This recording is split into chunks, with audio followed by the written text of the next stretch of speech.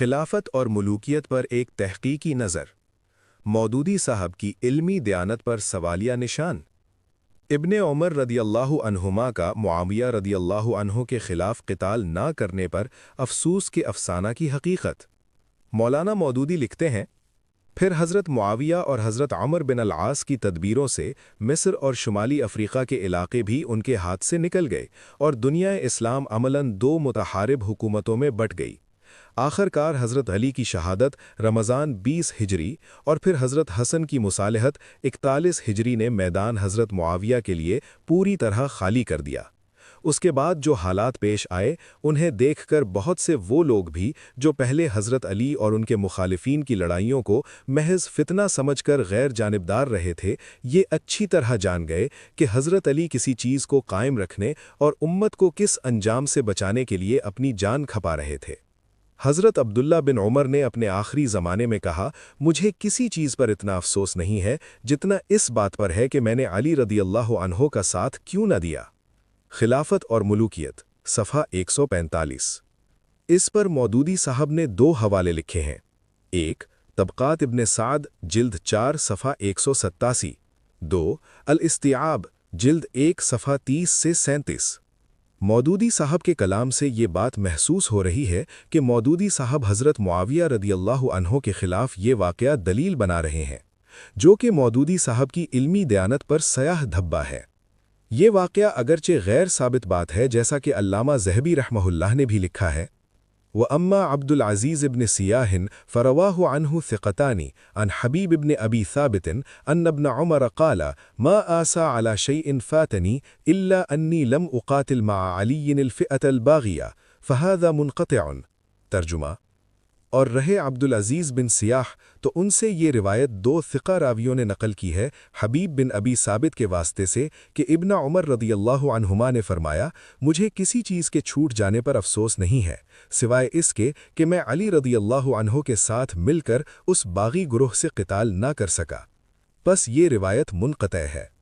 سیر اعلام النبلاء جلد 3 صفحہ 231 لیکن فی الحال ہم اس طرف نہیں جائیں گے جس طبقات ابن سعد کا مودودی صاحب نے حوالہ دیا ہے اسی طبقات ابن سعد میں ہے امام ابن سعد رحمہ اللہ لکھتے ہیں سعید بن جبیر سے مروی ہے کہ جب ابن عمر بھی رضی اللہ عنہما کو وہ فتنہ پہنچا جو انہیں مکہ میں پہنچا تھا اور انہیں تیر مارا گیا جس سے وہ زمین پر گر پڑے تو انہیں اندیشہ ہوا کہ زخم کا درد روکے گا انہوں نے کہا کہ اے مصیبتوں کے فرزند مجھے مناسک ادا کر لینے دے درد شدید ہو گیا تو حجاج کو معلوم ہوا وہ ان کے پاس عیادت کے لیے آیا اور کہنے لگا کہ مجھے معلوم ہو جاتا کہ کس نے آپ کو تکلیف پہنچائی تو ضرور یہ کرتا اور وہ کرتا جب اس نے بہت باتیں بنائیں تو ابن عمر رضی اللہ عنہما نے کہا کہ تو ہی تو ہے جس نے مجھے تکلیف پہنچائی تو نے اس دن ہتھیار اٹھائے جس دن ہتھیار نہیں اٹھائے جاتے حجاج چلا گیا تو ابن عمر رضی اللہ عنہما نے کہا کہ مجھے سوائے 3 چیزوں کے دنیا کی کسی چیز پر افسوس نہیں ہے 2 پہر کی پیاس یعنی اس حالت میں نفل روزے نہ رکھے رات کی مصیبت یعنی عبادت الہی میں شب کیوں نہ بسر کی اور اس پر کہ میں نے اس باغی گروہ سے قتال نہ کیا جو ہمارے پاس گھس آیا تھا طبقات ابن سعد جلد 4 صفحہ 263 اردو نسخہ علامہ ذہبی رحمہ اللہ لکھتے ہیں فقال روح بن عبادة حدثنا العوام بن حوشب عن عياش العامري عن سعيد بن جبير قال لما احتضر ابن عمر قال ما آسى على شيء من الدنيا إلا على 3 ظمأ الهواجر ومكابدة الليل وعلى أني لم أقاتل الفئة الباغية التي نزلت بنا يعني الحجاج ترجمہ روح بن عبادہ کہتے ہیں ہم سے عوام بن حوشب نے بیان کیا وہ عیاش بن العامری سے روایت کرتے ہیں انہوں نے کہا کہ جب ابن عمر رضی اللہ عنہما کی وفات کا وقت آیا تو انہوں نے فرمایا مجھے دنیا کی کسی چیز پر افسوس نہیں ہے سوائے 3 باتوں کے 1 سخت گرمی کے دنوں میں پیاس یعنی روزے کی مشقت 2 راتوں کی عبادت کی مشقت اور 3 اور اس بات پر کہ میں اس باغی گروہ سے قتال نہ کر سکا جو ہم پر مسلط ہوا تھا اس سے مراد حجاج ہے سیر اعلام النبلاء کے محقق اس روایت کے بارے میں لکھتے ہیں اخرجہ ابن سعد جلد 4 صفحة 185 من طریق یزید بن ہارون واسنادہ صحیح ترجمہ اسے ابن سعد نے جلد 4 صفحہ 185 میں یزید بن ہارون کے طریق سے روایت کیا ہے اور اس کی سند صحیح ہے۔ سیر اعلام النبلاء جلد 3 صفحہ 232۔ یعنی تحقیقاً یہ بات ثابت ہو رہی ہے کہ ابن عمر رضی اللہ عنہما کا یہ افسوس حجاج کے خلاف قتال نہ کرنے پر تھا، اور یہ یزید کے دور حکومت کے بعد کا واقعہ ہے۔ جیسا کہ حافظ ذہبی رحمہ اللہ لکھتے ہیں،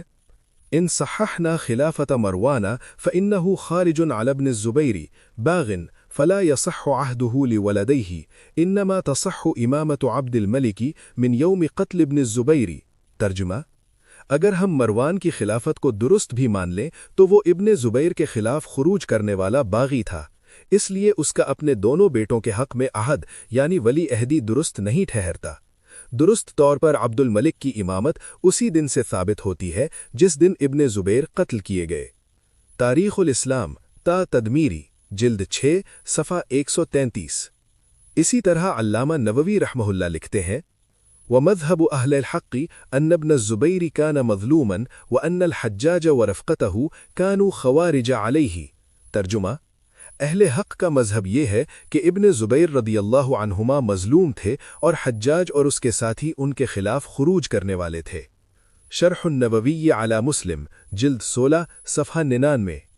قطع نظر اس کے کہ مودودی صاحب نے جو واقعہ لکھا ہے وہ ثابت ہے یا نہیں، سوال یہ ہے کہ جب طبقات ابن سعد میں دونوں طرح کی روایات موجود تھیں تو مودودی صاحب نے صرف اس روایت کو ہی کیوں لیا جس سے وہ حضرت معاویہ رضی اللہ عنہ پر فرد جرم عائد کر سکیں؟